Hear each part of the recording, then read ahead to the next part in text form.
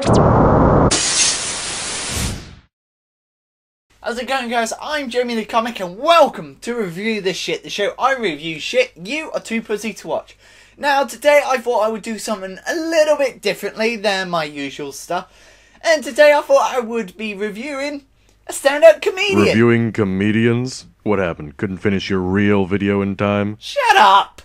Actually, he's right. I couldn't do a video in time, and it doesn't help that I've lost my voice after doing the stupid Batman impression from The Dark Knight Rises. By the way, that's a good movie. Go and check it out. But yeah, I lost my voice doing that. I didn't do a video in time, so I thought I was planning on doing this anyway, so I thought this would be a good time to test it. Depending if this goes well, every so often I will review a stand-up comic. And because everyone has their own taste in comedians and comedy, it would be unfair to say who to watch and who not to watch. So I'm going to tell you their pros and cons and debate their performance for and against you, and give you the opportunity to decide whether you should go and see them or not.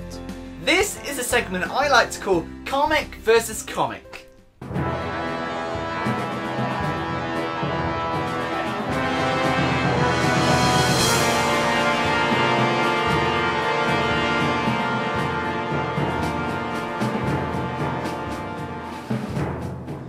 I would start things off by reviewing a comedian that inspired me to become a stand-up comedian, Lee Evans. He is a perfect case of Marmite. You either love him or you hate him. He is notorious for selling out arenas. He is notorious for sweating a lot. And he's a very, very hyper comic. So, this is Lee Evans. Lee Evans was born in February 25th, 1964 in Avonsmouth, Bristol. On September 22nd, 1984, he married Heather Nodds, which he has a daughter, Molly, born 1994. After leaving art school, Lee spent 6 years touring clubs all across Britain and eventually landed a regular weekly spot at London's famous Comedy Store. He made his break in 1993 Edinburgh Comedy Festival, winning the prestigious Hero Award. In March 2004, Lee made his West End acting debut in Samuel Beckett's seminal play Endgame. Lee was nominated with Nathan Lane for a Olivier Award for their roles in the production. In 2007, Lee returned to West End stage in Trafalgar Studios with co-star Jason Isaac in a Harold Pinter play The Dumb Waiter. The show was a huge success with the critics, and he received the London's Theatregoers' Choice Award for his performance as the hitman Gus. He has also appeared in many TV shows and movies such as Mouse Hunt, There's Something About Mary, and even Doctor Who. In November 2005, Lee broke the world record for a solo acting performance for the biggest comedy audience, playing to 10,108 people at the Manchester Arena. In 2011, he was honoured by the British Comedy Awards with the Channel 4 Award for Special Contribute to Comedy. For his Roadrunner tour, Lee sold £7 million worth of tickets the first day they went on sale. Due to popular demand, there were a further 17 dates added to his tour. This brought the tour to 67 days in 14 cities, which is more than his 2008 record-breaking tour. Let's start this off with round one, presence on stage. How do they come off on stage? Well, first they have to be on stage for them to come off.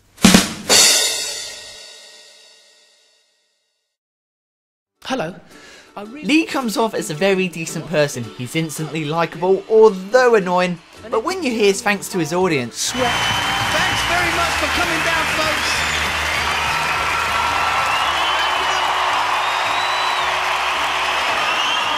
What are we doing here? Listen, you guys, thanks for coming down. Thanks for giving me this opportunity. Thank you. you honestly believe he is grateful for his fame. Sometimes he acts like a child, and you can take this one or two ways, but I think we can agree this makes his routine more likeable. He can easily turn from responsible to idiotic, and that makes his story more believable for his mindset, therefore making his routine more funny. You can relate to him, you just want to enjoy life, but things like the economy and your wife force you to act responsibly, and he is the very person you want to be. You want to be able to enjoy life and be able to make fun of it. It really lightens the mood and makes the show more entertaining to watch and mimic. Lee is known for sweating on stage. A lot!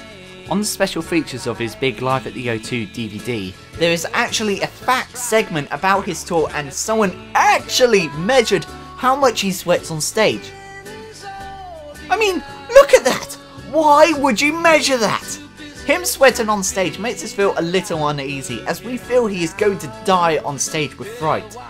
That doesn't literally mean stop breathing, I mean in the stand-up term for choke. Oh, you know what I mean. His first 2 tours you didn't feel comfortable watching him for that reason, but luckily he gains confidence on stage over the years and it really does show. You almost feel like he is afraid he is going to lose control over his audience. His over-the-top expressions do put people off, and I can see why. There are a lot of times where you would laugh at this style of comedy, but if you were exposed to this constantly, you would just want to kill him. Although he does leave a nice gap between each outburst, if you don't get the joke and he goes off in an outburst, you feel very, very uncomfortable watching it. Round 2, presentation. How was their routine presented on stage? His later shows become very showbiz-like, the bright lights, the huge stage and musical ending. There are a lot of comedians out there who would just tell a small story and loosely connect their jokes to their story. But Lee is very clever in structuring his routine. Most of his tour routines are planned out like his life story, the life story of what he did leading up to this gig. But all of his jokes aren't loosely connected but are necessary for leading up to the next joke to progress the story. Luckily his stories always have the same structure, so if you come in late you don't have to worry about missing the plot, you will easily understand where you are. You don't have to watch a lot of comedians to see this extremely structured routine done very well and appreciate his hard work. I know this is only a small nitpick, but this is also one of his downfalls. All of his work is contained in his own work, and he never does performances for Live at the Apollo or other stand-up collaboration shows. The only time he does work outside of his tour is for charity events like Channel 4 Comedy Gala, and even then it's just a repeat of his old work. And instead of going off with an encore, he goes out in style. Each gig finishes with its own song, which doesn't have anything to do with what he's been talking about, but is still catchy and entertaining to watch. Sometimes Lee does go over the top with his antics, and it comes off a little desperate at times to try and keep a laugh going. Imagine playing with a baby and you want to make them laugh. To keep them going, you would naturally make funny faces and noises to extend their laughter, but after a while they get bored. This is what it feels like with Lee. Lee calls himself Monkey Boy, and he may think this is because of his looks, but to us, he also acts like one. He darts around on stage wailing his arms around making funny noises, and while he does it to emphasize the stupidity of people he's mocking, some of his audience will be turned off by this as he sometimes goes too far when it may not seem necessary. The final round. How good are his gags? Are they long lasting? Are they rememberable? This is round 3, material. 40 to 50% of his routine will consist of him complaining about his relationship with his wife. And although he says he doesn't hate his wife, he constantly lists all her faults within their relationship. How his wife will arrange the house, her lack of automotive skills, or how she always complains about nothing. But how he tells us is really well written. Like I said before, he plans his joke in a way he is able to tell a story leading up to the gig. But what he does say, you are guaranteed to relate to it in some way or another. You feel like a friend is telling you an inside joke and only you can get it. A lot of his jokes have very good punchline and he's cleverly put it together. He will slowly build up to the punchline, and when you think it's coming, he dives away with it, keeping you in suspense for the punchline. And dragging out the joke may seem a bit time wasting, but it does make the initial punchline that much funny as you forgot your expectations of what it might have been to something you may not have even thought of. For some reason, Lee's songs have stopped being funny and light-hearted to make way for more uplifting lyrics.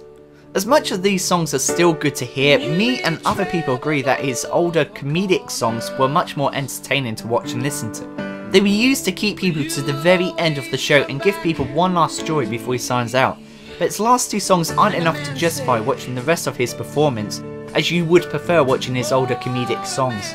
As mentioned in round 2, Lee sometimes goes over the top with his antics. In his early performances, especially his first recorded live tour, Live at Her Majesty's Theatre, about 30% of his performance was just him making funny noises and faces, which is bad considering it was only an hour-long gig.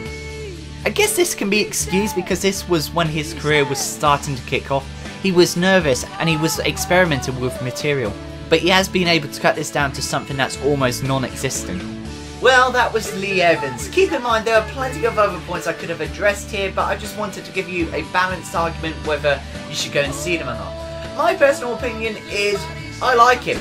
I like his material, he's very relatable, and every time something happens in real life and Lee referenced it, you can't help but smile and think of his routine. But that's my own personal opinion. What do you think? Would you watch or avoid? Let me know by voting down below. I'm Jamiethecomic and keep on laughing. Thanks very much for watching, guys. This guy is hilarious, and if you haven't already, I urge you to check out his stuff. If I could just have a tenth of his success when I go into my stand-up routine, I would be happy. This guy has literally changed my life in so many ways you wouldn't even believe. But until next time, guys, thank you for watching and keep on being awesome.